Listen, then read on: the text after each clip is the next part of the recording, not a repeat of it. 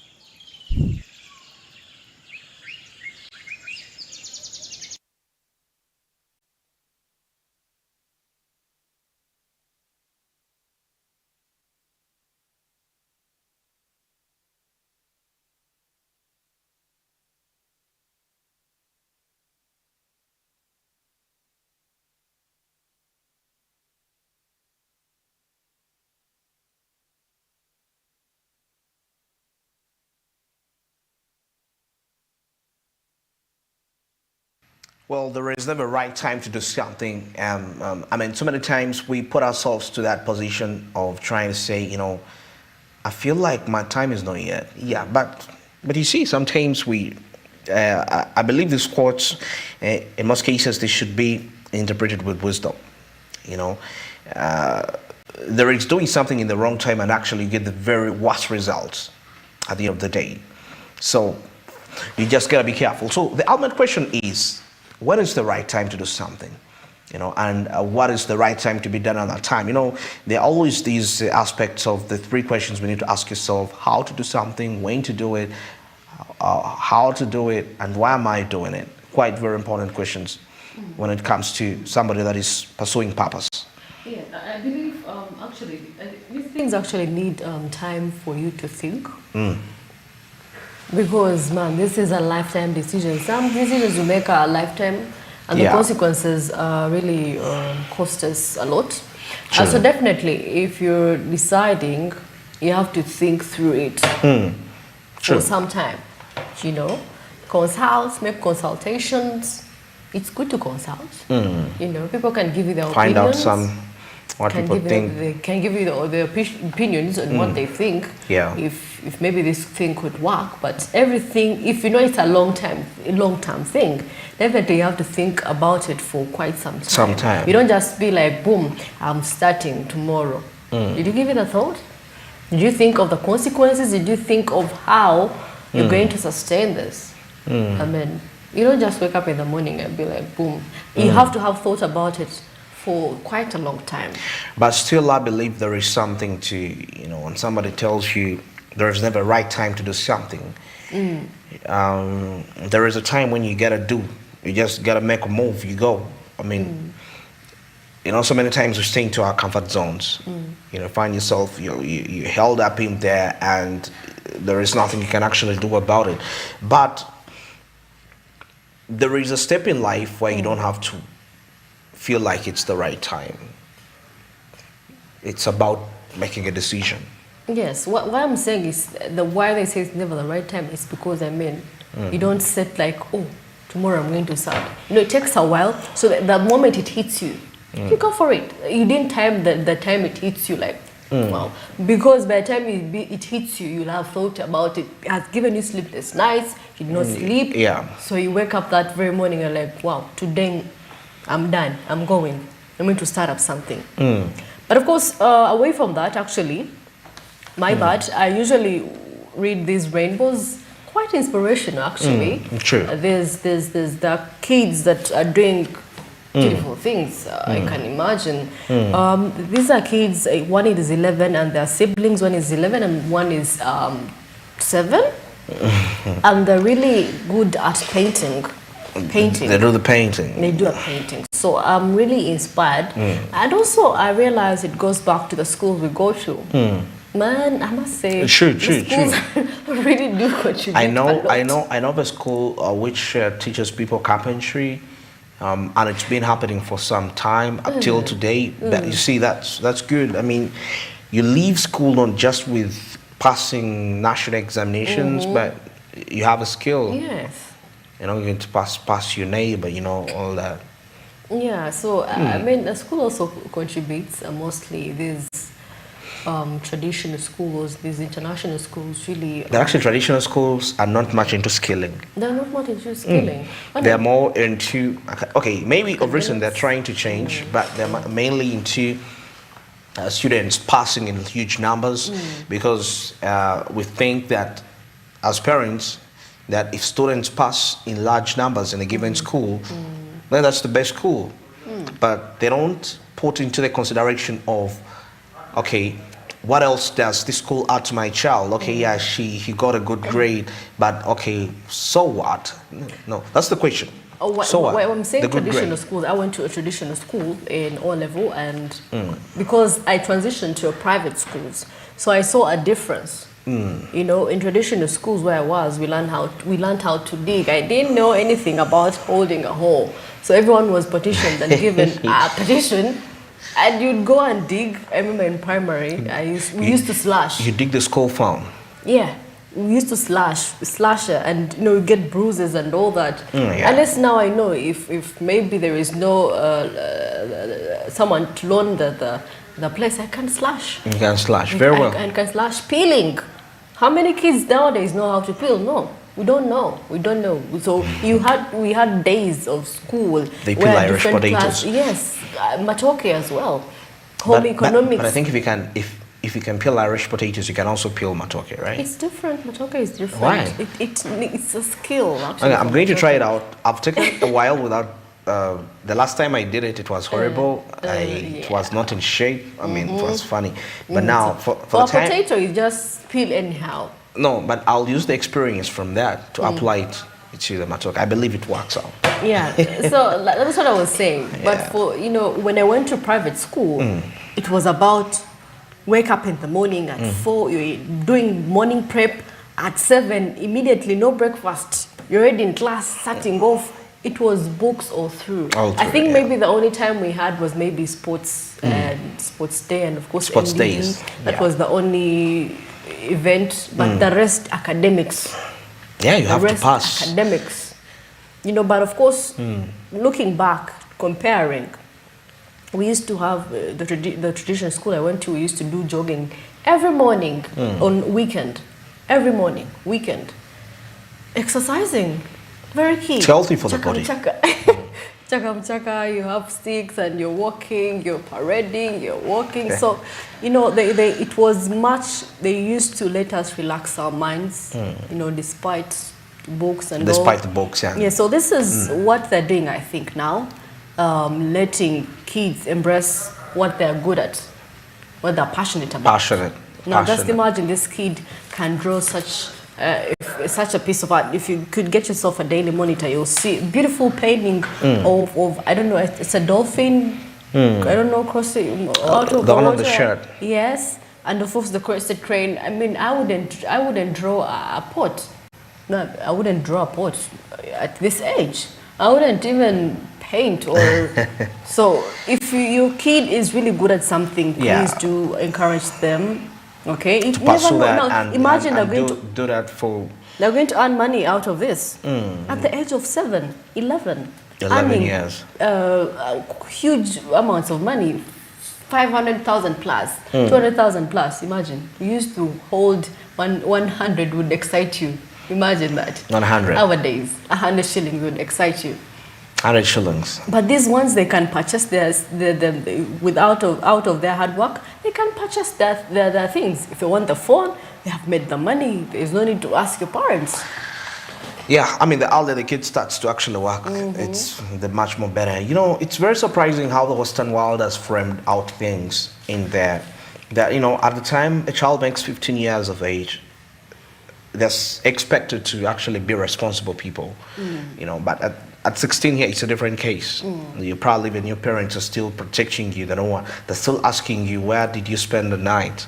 You know, so something which kind of, we grow up with that perspective of staying, we feel like we don't grow. Somebody, you're 20 years, but you still have the mentality of a 5-year-old. And that has affected majority of the people as a result of that. But at 7 years, if there is something, I mean, you start to train a child from 7 years, what they are going to be, probably it's a family business or something. So by the time they make about 13 years, I mean, things are gonna be different. You know, I'm so challenged when somebody tells you, there was a song Jay-Z sang some time back, and I was thinking about how he had his first car before he was 20, how he had his first, you know, crib before he was this. Of course, it was not through the music, but it was hustle. Actually, the music came in very later. You know, he said by 23, I had a brand new Mercedes I remember the lyrics were quite very braggish in some sort of a way, whether true or false, but to me it gave me a sense of the beauty of pursuing your dream at quite an early age. And despite the fact that you have all these aspects that come in, like education, I mean, you can still actually pursue something, you know, something else.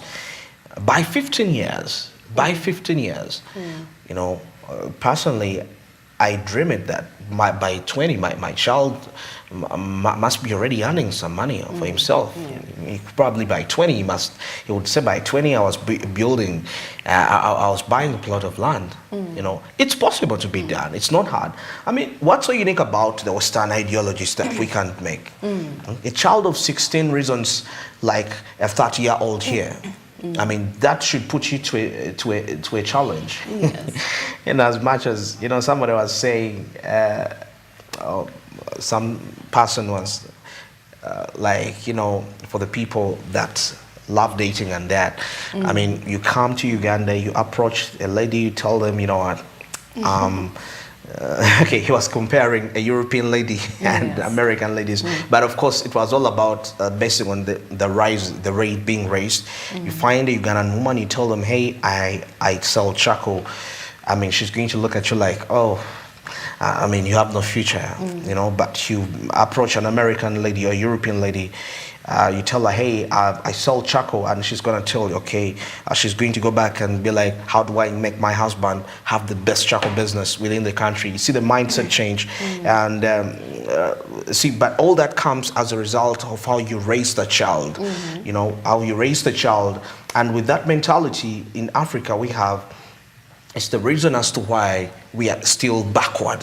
That one I speak without with that backwardness, because we have that dependability mentality that I have to depend. You know, it's more like the relationship issues that a woman comes to a man because she wants to receive. But you ask yourself, what are you going to add to that man? Because with the white man's perspective, when they are raising up their child, they will tell them, you gotta have a vision, and when you are pursuing that vision, you need to help her. So when he's approaching, he's going to tell you, how can you help me? How much can you add to my vision? And that's what makes marriage, you know. There is some sort of that sense. Anyway, that was just a digression, but I just wanted to show you the mindset change and all that aspects coming in how we raise up our children, you know, in so many aspects of life. Because you ask yourself why some prominent people, once they die, you know, yesterday I was with the gentleman I was interviewing, Mr. Collins. He was talking about the aspect of transfer of knowledge. You know, parents die without transferring this knowledge to the kids, and you find that actually what they left running doesn't really stand long. Before you know it, it's down. But if there is that transfer, but from childhood, a child will grow up with a mindset that I have to work. So they're not going to be like, oh, I have my rich uncle here. All those things are just in Uganda. You know, I have connected here, connections in there. Of course, I'm not saying connections are bad, but a connection, you know, even somebody wants to connect you when you're going to add something to them. Definitely. But majority of us, we have this dependability mindset. We've been raised up to depend on people, literally. And we don't have aspects when it comes to being economically independent. The reason why I'm saying this, and it's being emphasized, it has a long-term financial implication at the end of the day if you can actually look into that. So I think that is something you picked in there, and hope it will actually make some sense for you someday, sometime. Well, as we wind this up, it's exactly 18 minutes past 8. Of course, something to do with World Bank stopping loans to Uganda. Of course, we want to understand how the loans have impacted the economic growth of the country. And we have Honorable Emmanuel Otala, that is the chairperson, Environment and Natural Resources Committee, having a discussion, of course, in relation to that. Let's get into this. Yes. We borrow money, all right, but we borrow it for what? For development. If we are borrowing the money and we are putting in a sector that will grow the economy, then we are growing. And we have been returning the money. Actually, our budget, almost half of the budget, is going towards a repayment of loans. But still, you can say, I don't know when you were born, but maybe you were born after 1986. You did not see what Uganda was like before then, when people would line up even for essential commodities. Salt, soap, sugar. You could not get those things. But now we have factories that are manufacturing those things here. It's now your money. It's now your money that you have to either limit you or to provide those commodities for yourself. But long ago, those commodities, essential commodities, were not in the country. Look at the physical growth in the country. Look at the estate sector. Look at the financial institutions that have come up, so many of them. All those reflect growth. Look at the road infrastructure that have been done. All those reflect growth. So it's not something unfounded that the Ugandan economy, or maybe the leadership, the president and the executive, are merely trying to blindfold people that the country is growing. True, the country is growing. Very soon you will not even see bicycles. These days people don't want to use bicycles. Everybody is now. The poorest person now wants to own at least a motorcycle. But long ago people were moving on foot. Long ago it would take you days to reach Kampala. Maybe 2 days if you are using a train. And now the government is even revamping the railway system so as to make the cost of doing business cheaper. So it is true, we are borrowing, all right, but we are borrowing for development. What concerns me is when the money is borrowed and misused, then it becomes a problem. But if you have borrowed the money and plowed it in a sector that grows the economy, you've done the right thing. You've done the right thing. And that is why government has been trying to focus on oil production, so as to catapult the country into a higher level of development. Because we would be tapping on a resource that has been lying there idle, and then all of a sudden we would get a lot of revenue for development. When there are specific areas which I believe you can do research on, that National Planning Authority is recommending that when we begin producing our oil, where should the money go to? There are areas that are already recommended. Let's work on more road infrastructure. Let's build more schools. Let's build more hospitals, state-of-the-art hospitals. Those are things that will last the duration of the resource. Our oil is just projected to last for 25 years. So after 25 years, we should be having good roads that will continue to generate income for the country. We should be having schools that will enhance the human resource capacity of the country. We should be having universities. We should be having industries. So if we got our oil money and injected into building industries, that is something that will continue to grow, even when we have depleted the resource from underground. But we would have invested it in an area that will continue to grow the economy. So really, to me, borrowing for such development is good borrowing. Yes, that is, of course, views from the Member of Parliament there regarding the loans which were stopped by the World Bank to see, of course, due to various reasons in relation to the laws that were enacted as a result of that. But of course, later on, I'll be joined with guests and we shall be, of course, dissecting this topic quite further and in a way that is very insightful. Well, at this point in time, Smart Means Business takes a break, and when we return, business and sports and entertainment coming up.